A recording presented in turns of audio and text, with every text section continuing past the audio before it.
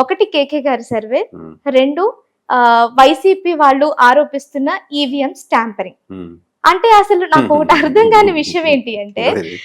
కేకే గారు అంటే single digit చెప్పడం కావచ్చు. ఉమ్. ఎందుకంటే 2019లో మీరు సింగిల్ అంటే డిజిట్ చెప్పారు. ట్యాంపరింగ్ చేసి ప్లస్ ఆ నెంబర్ నాకు ముందుగా చెప్పేశారు. వినండి, 2019లో మీరు సర్వే చేశారు. సేమ్ లైక్ జగన్ గారికి కూడా మీరు చెప్పిన డిజిట్ వచ్చింది. అప్పుడు కూడా టీడీపీ వాళ్ళు ఆరోపించింది ఈవీఎం స్టాంపరింగ్ జరిగింది, అటువైపుకు వెళ్ళిపోయాయి ఓట్లు అని. 2024లో కూడా అదే జరుగుతోంది. కేకే గారి సర్వే సింగిల్ డిజిట్ వచ్చింది, at the same time YCP వాళ్ళు ఈవీఎం స్టాంపరింగ్ జరిగింది, కూటమి కావాలని మోసం చేసి ఓట్లన్నీ మాకు రావాల్సిన ఓట్లన్నీ అటు వెళ్ళిపోయాయి అని. అసలు కేకే గారి సర్వేకి ఈ ఈవీఎం స్టాంపరింగ్ కి రెండు సంబంధం రాజకీయాలు ఏంటి? అంటే వాళ్ళు చెప్పేది ఏంటంటే మోడీ అమిత్ షాకి 2-3 కలిపి మొత్తం ఈవీఎం అన్ని మార్చేసుకొని నెంబర్స్ ఒకటి ఆల్రెడీ ఫిక్స్ చేసి అదే నెంబర్ మొత్తం మెజారిటీ మంచిగా వేసి ఆ నెంబర్ ఏదైతే ఫిక్స్ గా ఉంటుందో మొత్తం బయటపడితే డౌట్ వస్తుందని ముందుగా ఒకసారి చెప్పించాలని. దీనికి ఎవడున్నాడు అంటే బెస్ట్ గా 151 పోయిసారి వైఎస్ఆర్సీపీ చెప్పాడు, అతను చెప్తేనే కొంచెం బ్లస్ట్ అవుద్దని చెప్పి ఆ నెంబర్ నాకు సీక్రెట్ గా కూర్చోబెట్టి హోటల్లో మీటింగ్ పెట్టి ఆ నెంబర్ చెప్పి ఆ నెంబర్ నా చేత చెప్పించి అది మామూలుగా చెప్పొద్దు గట్టిగా చెప్పండి చెప్పి ఆ నెంబర్ కొంచెం అటు మళ్ళీ యాజ్ టీజ్కి వస్తే మళ్ళీ డౌట్ వస్తుందని చెప్పి కొంచెం అటు ఇటుగా ఏంటి అని చెప్పి వాళ్ళు ఫోన్లు మాట్లాడుకొని 161 అంటే 164 ఏంటి అలా చెప్పుకొని చెప్పారనే కదా ఉద్దేశం, అంతేనా? అలా వాళ్ళకి అవకాశం ఉన్నప్పుడు మన బీజేపీకి కొన్ని సీట్లు ఎక్కువ వేసుకుంటారు కదా వాళ్ళు. ఇప్పుడు బీజేపీకి కంపల్సరీ టీడీపీ అవసరం పడేంత పొజిషన్ తీసుకోరు కదా.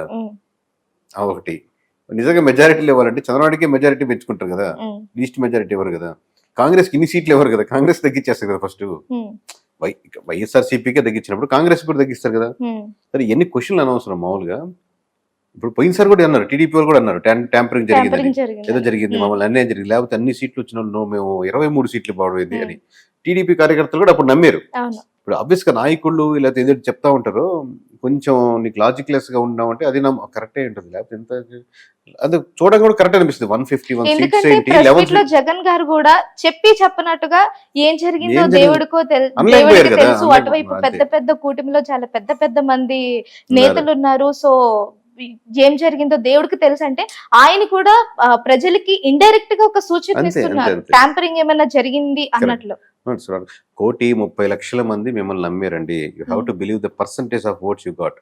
1,30,00,000 మంది మిమ్మల్ని నమ్మారు and you have to give a strength to those people. మీరు నన్ను నమ్మారు, ఇంతమంది నమ్మారు, నా వెనకాల ఉన్నారు. ఈ 11 మంది రేపు ఉండొచ్చు పోవచ్చు, అది మ్యాటర్ కాదు.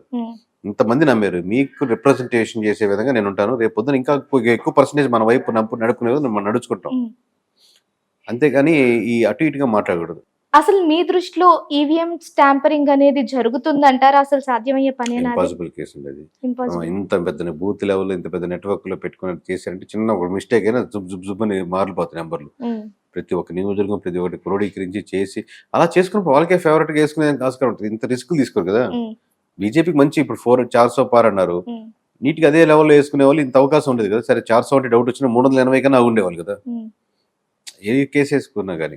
బట్ కేఏ పాల్ గారు కూడా ఒక స్టేట్మెంట్ ఇచ్చారు, మా ఇంట్లో నుంచే నాకే 22 ఓట్లు పడ్డాయి, తీరా చూసుకుంటే ఇప్పుడు నాకు 4 ఓట్లే ఉన్నాయి, మరి మిగతా అసలు 18 ఓట్లు ఎటు వెళ్ళిపోయినట్టు అని ఆయన కూడా హైకోర్టును ఆశ్రయించారు.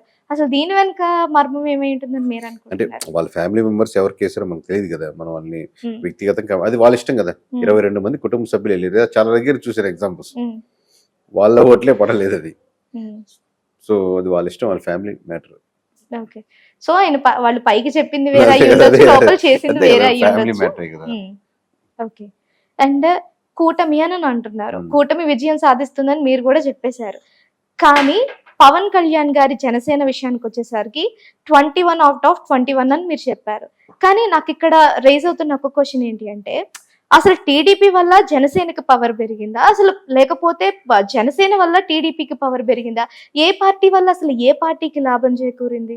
రెండు 1+1 భార్య వల్ల భర్తగా, భర్త వల్ల భార్యకి అంటాం కదా, రెండు అడ్వాంటేజ్ అనమాట. అంటే మేబీ రాంగ్ ఎగ్జాంపుల్ ఏమో భార్య భర్తలు అన్నాం, బట్ ఒక కాంబినేషన్ వెళ్ళడం ఇద్దరికి ఒక సెక్షన్ లో ఒక టీడీపీ చాలా బలంగా ఉంది, ఆర్గనైజేషన్ స్ట్రెంత్, మీడియా స్ట్రెంత్ చాలా బలంగా ఉంది, ఆల్రెడీ ప్లస్ గా కనపడుతుంది కంపారిటివ్లీ జనసేనతో పోలిస్తే. సో ఈ రెండు స్ట్రెంత్, అలాగే ఎమోషనల్ స్ట్రెంత్ ఎక్కువ జనసేనకి, మనం ఎట్లాగైనా పవన్ కళ్యాణ్ గెలిపించాలి అన్న వేవ్, ఎలాగైనా చంద్రబాబు గెలిపించాలి దాంతో పోలిస్తే వీళ్ళకి ఉన్న ఫస్ట్ టైం గెలుచుకుంటున్నాం కాబట్టి ఎప్పుడు మనకు ఆ నెంబర్ ఆఫ్ సీట్స్ రాలేదు కాబట్టి ఈసారి గెలిపించాలి, ఈసారి సానుభూతి ఎప్పుడు రాలేదన్న సానుభూతి ఎక్కువ ఉంటుంది కంపారిటివ్ ఇంకోసారి గెలిపించాలన్న సానుభూతి. అవునా కదా, వెయిటేజ్ ఎక్కువ ఉంటుంది.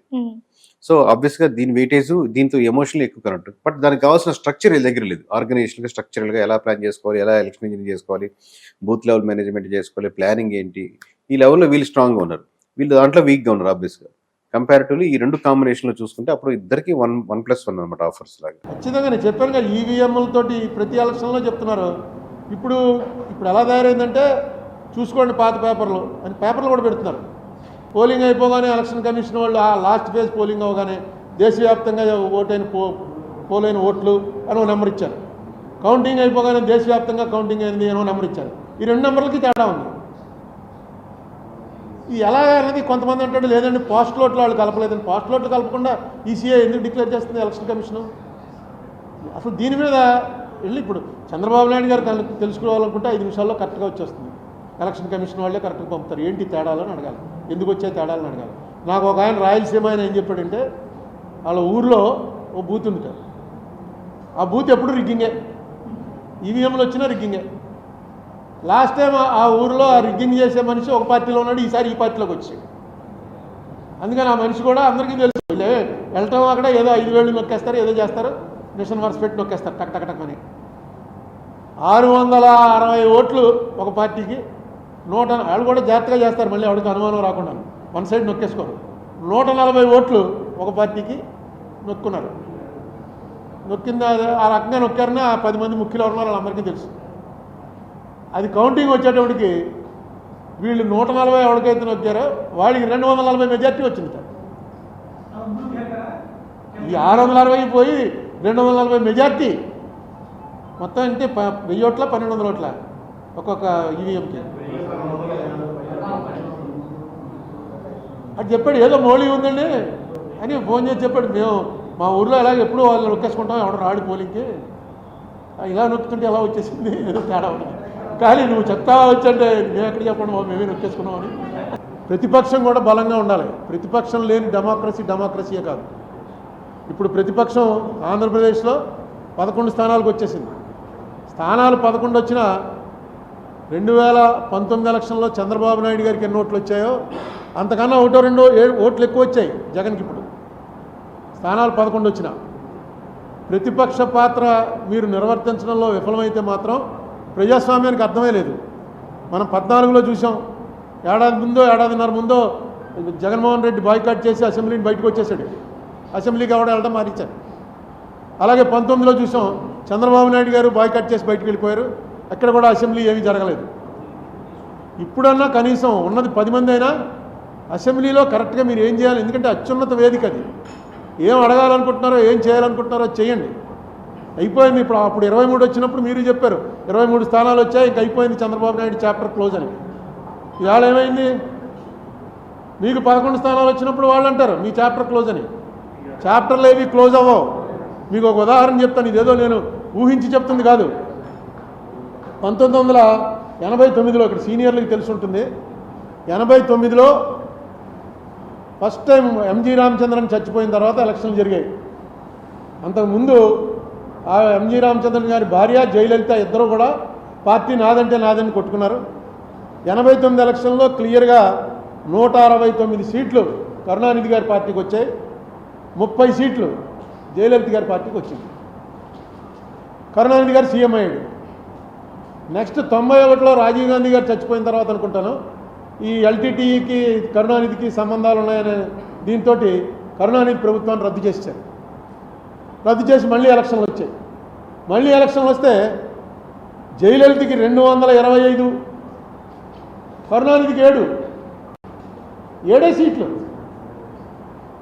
ఎక్కడ 169 తక్కువ 7కి పడిపోయాడు.